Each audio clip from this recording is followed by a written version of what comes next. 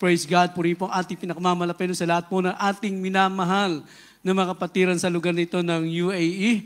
Pagpalain po tayo, ang ating pinakamamalapay no, kumusta na po tayong lahat mga minamahal.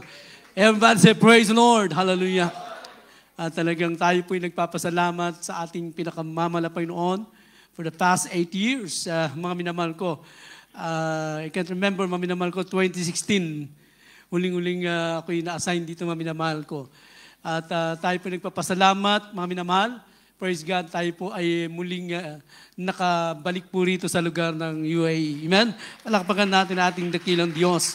At tunay po na tayo po pinagpala ng malapay noon sa ating travel, mga minamahal ko, na pag-iingat ng ating dakilang Diyos mula doon sa immigration ng Clark, mga minamahal. So wala naman pong naging hadlang, mga minamahal ko. So lahat po ay smooth, mga minamahal ko, lahat ng yan ay pagkalooban ng mahal na Panginoon. Wala pong anumang bagay na pwedeng humadlang. Everyone say, praise the Lord.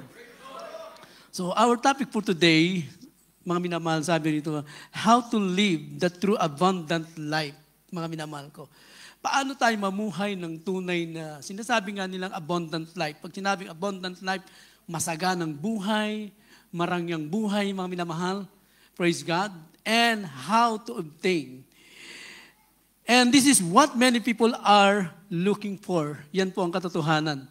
So maraming tao ang gustong makita ito at maranasan, mga minamahal. Praise God. Ang tunay na kasaganaan ng buhay o masaganang buhay at paano ito makakamtan, mga minamahal. Sabi rito, mga minamahal, praise God, na ano nga ba yung tunay na masaganang buhay? So many people know is that when you have a lot of money, yung sabi nila, you can buy what you want. Yun ang kanilang pagkaalam. Pag ganun ang buhay mo, sa kanila, ay yun na yung sinasabi nilang abundant life, masaganang buhay, mga kapatid. Pero kung titingnan natin sa katotohanan, mga minamahal, lalong sa mga hindi po naglilingkod sa malapay noon, okay, sagana sila sa lahat ng bagay.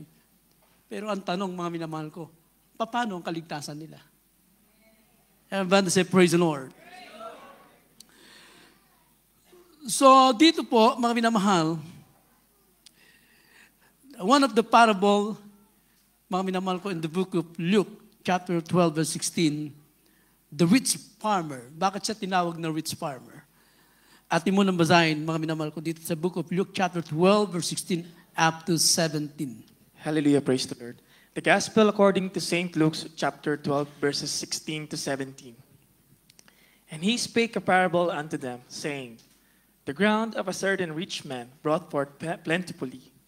And he thought within himself, saying, what shall I do? Because I have no room where to bestow my fruits. Sa Tagalog.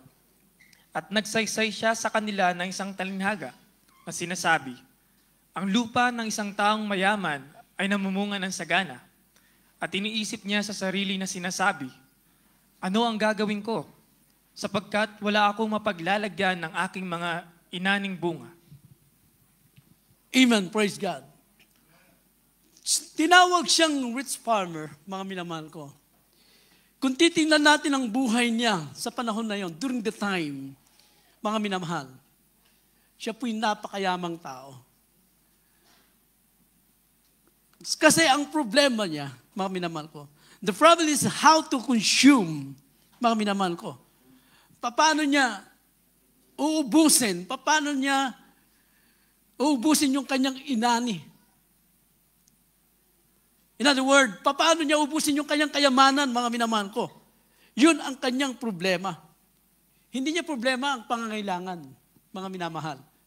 So sa ating panahon, kung meron mang ganyan, mga minamahal ko, yun ang sinasabi nilang masaganang buhay, mga minamahal, para sa mga hindi naglilingkod sa Diyos.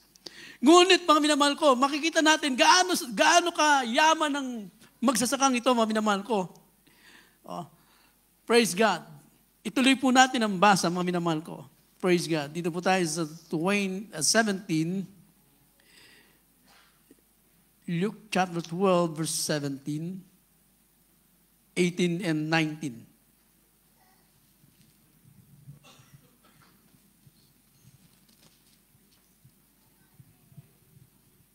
Praise the Lord. In verses 18, and he said, "This I will do. I will pull down my barns and build greater, and there will I bestow all my fruits and my goods." In 19, "And I will say to my soul, Soul, thou hast much goods laid up for many years. Take thine ease, eat, drink, and be merry." Sa Tagalog. At sinabi niya, "Ito ang gagawin ko. Igigiba ko ang aking mga bangad at gagawa ko ng lalong malalaki. At doon ko ilalagay ang lahat ng aking butil at aking mga pag-aari. At sasabihin ko sa aking kaluluwa, Kaluluwa, marami ka ng pag-aaring nakakamalig para sa maraming taon. Magpahingalay ka, kumain ka, uminom ka, matuwa ka." Amen. Praise God. So dahil wala siyang mapaglagyan ng kanyang kayamanan, mga minamahal, ano po ang ginawa niya, mga minamahal ko? For a long time, mga minamahal, he spent time for wealth. Ginugol niya ang buong panahon, mahabang panahon sa kanyang kayamanan, mga minamahal ko. Yung kanyang inani, hindi kasya doon sa kanyang lumang kamalig, mga minamahal ko. Anong ginawa niya? Giniba na yun. At gumawa pa siya ng mas malaki, mga minamahal ko. At sa mahabang panahon, ginugol niya ang kanyang sarili, mga minamahal. Sa pagpapagal, sa pagpapayaman, sa kanyang kayamanan, mga minamahal ko, nakalimutan niya ang isang napakahalagang bagay sa buhay ng tao, mga minamahal ko. Na ito po hindi natin dapat makakalimutan, mga minamahal ko. So we are created by God, mga minamahal ko, hindi para lang mabuhay sa mundong ito, kundi alamin ng tao na meron siyang katungkulan sa harapan ng Diyos. The duty of man, the whole duty of man, mga minamahal ko, ano ba yung buong katungkulan ng tao na hindi nalaman at hindi alam ng magsasakang ito, mga minamahal ko? Mga minamahal, anong ginawa niya? For a long time, nagpagawa siya ng malaking kamalig. And then, mga minamahal ko, pagkatapos niyan, sabi niya sa kanyang sarili, "O kaluluwa ko, marami ka ng inani." Sa mahabang panahon, mga minamahal, sinabi niya sa kanyang sarili, mga minamahal ko, kumain ka, matulog ka, uminom ka, magsaya ka. Ganon ang buhay ng tao na wala sa paglilingkod sa Diyos. Mga minamahal. Sabi po ng banal na kasulatan, Book of Ecclesiastes, chapter 12, verse 13. Praise God. Ecclesiastes, or the teacher, chapter 12, verse 13. "Let us hear the conclusion of the whole matter. Fear God and keep His commandments, for this is the whole duty of man." Sa Tagalog, ito ang wakas ng bagay. Lahat ay narinig.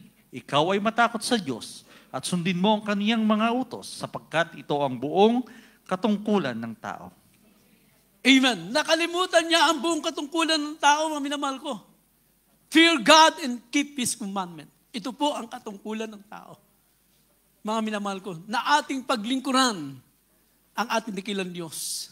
Alamin ang kanyang kalooban, mga minamahal ko. Praise God. Kaya tayo po'y pinagpala ng ating dakilang Diyos. In our time, hindi tayo nagsasaliksik pa ng kalooban ng Diyos. Yan po ay inilatag na sa atin ng ating dearly beloved honorable Pastor Evangelist Wildy Estrada Almera. Mga minamahal ko, itinuro na sa atin. Anong gagawin natin? Isasagawa na lang natin, mga minamahal. Everybody say, praise the Lord. Hindi natin pwede sabihin, mahal na Panginoon, hindi ko po alam. For a long time, mga minamahal ko, sa mahabang panahon, nangaral ang ating malapasnor. Nung tayo baguhan pa lang, narinig na natin ang kanilang pagtuturo, mga minamahal ko. Hanggang sa ngayon, patuloy na tayo inaaralan at tinuturo sa atin, mga minamahal ko. Hallelujah. Samantalang, mga minamahal ko, hallelujah, sa ngayon, marami naghahanap pa rin. Ano bang kalooban ng Diyos? Malaman man nila, ang problema pa nila, paano nila gagawin, mga minamahal ko? Tandaan natin, mga minamahal ko, without God, we can do nothing. Hindi natin magagawa. Yung mamuhay ka na may kabanalan, parang mahirap gawin yan. Nung wala pa tayo sa malapay noon. Yung iwanan mo yung bisyo, iwanan mo yung kalayawan. Alam natin na masama nung araw, pero hindi natin kaya. Sasabihin lang natin, ayoko na, pero babalikan na naman. Bakit? Wala kasing kapangyarihan. Mga minamahal ko, ngunit tayo pinagpala ng malapay noon after the Holy Ghost come upon you. Nang tanggapin natin, dumating sa atin, yun po ang nagsilbing kapangyarihan natin kung bakit tayo ngayon, mga minamahal ko, ay nagagawa na natin gawin ang kalooban ng Diyos. Palakpakan natin ang ating malapay noon. Hallelujah. Praise God. So sa mahabang panahon, ginugol ng magsasaka na yon ang kanyang sarili sa pagpapayaman, pagpapagal, mga minamahal ko. Nakalimutan niya na merong tungkulin ng tao, mga minamahal. Sa ating panahon ngayon, ganito po ang nangyayari, mga minamahal. Hindi nila alam, mga minamahal ko, na darating ang panahon, matatapos pala ang buhay nila, mga minamahal ko. Oh. Kaya yung ginugol niya na panahon para sa kanyang pagpapayaman, mga minamahal ko, isang araw hindi niya alam, yung buhay niya kukunin na pala ng mahal na Panginoon. Oh. Sabi po ng Book of Luke, chapter 12, verse 20, from the book of Luke, chapter 12, verse 20. But God said unto him, Thou fool, this night thy soul shall be required of thee. Then who shall those things be which thou hast provided? Sa Tagalog, datapot sinabi sa kanya ng Diyos, Ikaw na haling, hingin sa iyo sa gabing ito, ang iyong kaluluwa at ang mga bagay na inihanda mo ay mapapasa kanino kaya? Amen. Praise God. Hindi niya alam, mga minamahal ko, sa gabing yon, matatapos na pala ang buhay niya, mga minamahal. Sabi ng Biblia, saan kaya mapupunta ang kanyang kayamanan, mga minamahal? Sabi ng malapay, ikaw na haling. In other word, ikaw na mangmang, mga minamahal ko. Bakit siya tinawag na mangmang ng Diyos? Bakit siya tinawag na haling? Ano ang kanyang kasalanan? Hindi niya po kasalanan na siya naging mayaman. Dahil ang katunayan, ang mahal na Panginoon nagpapayaman din. Everybody say, praise the Lord. Naniniwala ba kayo, mga minamahal? Ang mahal na Panginoon nagpapayaman din? Sino gusto niyo maman? Taas ang kamay. Ay, gusto niyo maman? Ay, yumaman? Ang mahal na Panginoon nagpapayaman, mga minamahal ko. Everybody say, praise the Lord. Pag nagpayaman ng mahal na Panginoon, hindi lang sa material na bagay. Kung mayaman ka lang sa material na bagay, kulang yan. Dapat maging mayaman ka sa Diyos. Everybody say, praise the Lord. Habang pinagpapala ka, lalo kang ginagamit ng mahal na Panginoon, mga minamahal. Hindi yung pag pinagpala na, wala na, tapos na. Goodbye, mahal na Panginoon, nakuha ko ng gusto ko, nabili ko ng gusto ko. Mga minamahal ko, hindi po ganon. Habang pinagpapala ka, magpagamit ka sa mahal na Panginoon. At hindi ka, lalo ka pang pagpapalain ng mahal na Panginoon. Sabi ng mahal na Panginoon, yung kayamanan na binibigay ng mahal na Panginoon, walang halong kapanglawan. In other word, mga minamahal ko, walang halong pangangamba, pagkatakot. Mga minamahal ko, kayamanan na galing sa Diyos. Everyone say, praise the Lord. Proverbs chapter 10, verse 22. Hallelujah, praise the Lord. From the book of Proverbs, chapter 10, verse 22. The blessing of the Lord, it make it rich, and He added no sorrow with it. Yes. Sa Tagalog.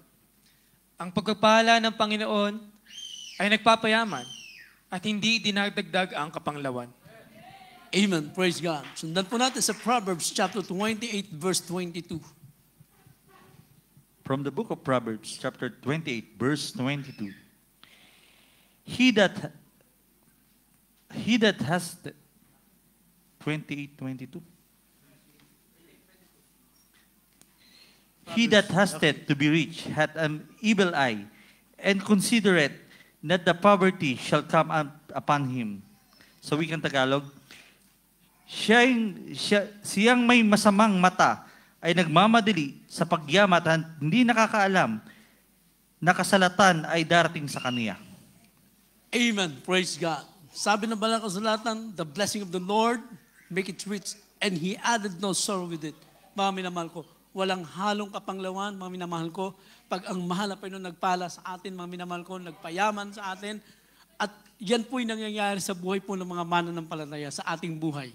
Nakita natin, mga kapatiran natin, dati hikaw sa mga buhay, mga minamahal, nung naglingkod sa mahal na Panginoon, pinagpala sila ng ating dakilang Diyos. Hallelujah. Hindi lang sa material, makikita natin, mga minamahal ko, nung sila'y maligtas, makikita natin hanggang ngayon ang nanatili sa paglilingkod sa Diyos. Meron silang panahon para paglingkuran ang ating dakilang Diyos. Mga minamahal. Kasi hindi naman tayo ginawa ng malapit para lang sa mga material na bagay. Hindi para sa mundong ito. We are created by God, mga minamahal ko, para doon, sa kanyang kalooban, mga minamahal. Kung bakit tayo tinawag, pinili ng ating dakilang Diyos, mga minamahal. Praise God. Hallelujah. Sabi ng Biblia, mga minamahal, wag lang tayong magmadali, mga minamahal ko, na yumaman. Dahil pag nagmadali ka, ikapapahamak mo yan. Everyone say, praise the Lord. So marunong tayo maghintay sa pagpapala ng ating dakilang Diyos. Everyone say, praise the Lord. So huwag natin siyang pangunahan, mga minamahal. So marami tayong nakikitang ganyan, mga minamahal ko, nagmamadali. Sila'y napapahamak, mga minamahal ko. Samantalang tayo po'y tinuruan na magtiis, maghintay ng mahal na Panginoon, at pag nahintay mo yan, praise God, sa ayaw at sa gusto mo, darating sa iyo ang pagpapala ng ating dakilang Diyos. Mga minamahal. Praise God. Hallelujah. Kaya sa ating buhay, mga minamahal ko, maranasan po natin lahat ng pagpapala ng mahal na Panginoon. Praise God. Kami po, nagpapatotoo na kami pinagpala. Dahil kung hindi totoo ang Diyos sa amin, buhay, hindi namin maranasan yung pagpapala ng mahal na Panginoon. Everyone say, praise the Lord. At talagang maraming patotoo sa buhay namin. Nung kami tawagin ng mahal na Panginoon, mga minamahal ko, parang napakahirap na kalagayan ng mga panahon ng mga 1985, 1986, mga minamahal ko, tawagin kami ng mahal na Panginoon. Pero hindi namin tiningnan yung mga kahirapan na yon, mga minamahal, sa paglilingkod sa mahal na Panginoon. Akala namin hanggang doon lang ang buhay, mga minamahal. Praise God. Hallelujah. Pero ang mahal na Panginoon pala, pag nakita niya ang puso mo, gusto mong maglingkod sa Kanya, gusto mo ng langit, mga minamahal. Pinapahalagan mo ang kaligtasan mo. Hallelujah. Lalo kang pagpapalain ng ating dakilang Diyos. Maging tapat tayo, mga minamahal ko, sa mahal na Panginoon. Proverbs chapter 28, verse 20. Hallelujah.